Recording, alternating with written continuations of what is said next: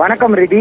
சென்னை வலசரவாக்கம் சௌத்ரி நகர் 4வது பகுதியில் ஆடிட்டர் ஒருவருக்கு சொந்தமான வீடு ஒன்று இருக்கிறது. இந்த வீட்டில் வயதான தம்பதியினர் இருந்து வந்தனர். வசித்து வந்த நிலையில் இன்று திடீரென ஏசியில் மின்கசிவு ஏற்பட்டு தீ விபத்தானது ஏற்பட்டதாக கூறப்படுகிறது. இந்த தீ விபத்தானது மளமளவென 3 அடுக்குகள் கொண்ட அந்த வீடு முழுவதும் பரவியுள்ளது. இதனால் உள்ளே இருந்த தம்பதியினர் வெளியே வர முடியாமல் மாட்டிக்கொண்டனர். தகவல் அறிந்து சம்பவ இடத்திற்கு விருகம்பாக்கம், ராமாபுரம், வலசரவாக்கம் உள்ளிட்ட தீயணைப்பு நிலையங்களிலிருந்து தீயணைப்பு வாகனங்கள் வந்து தீயை அணைக்க கடுமையாக போராடினர். தீயணைப்பு வாகனங்களில் இருந்த தண்ணீர் போதவில்லை என்பதால் அருகாமையில் இருந்த தண்ணீர் நிலையங்களிலிருந்து தண்ணீர் லாரிகள் வரவழைக்கப்பட்டு தீயானது கட்டுக்குள் கொண்டு வரப்பட்டது. இருப்பினும் வீட்டிற்குள் இருந்த முதிய தம்பதியினரை வெளியே கொண்டு வர முடியவில்லை.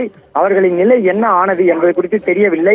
முதற்கட்ட விசாரணையில் வீடு முழுவதும் தீக்கிரையாகிவிட்ட நிலையில் உள்ளே இருக்கும் தம்பதியினர் உயிருடன் இருப்பது சந்தேகம்தான் என்று காவல்துறை தரப்பில் தெரிவிக்கப்பட்டுள்ளது.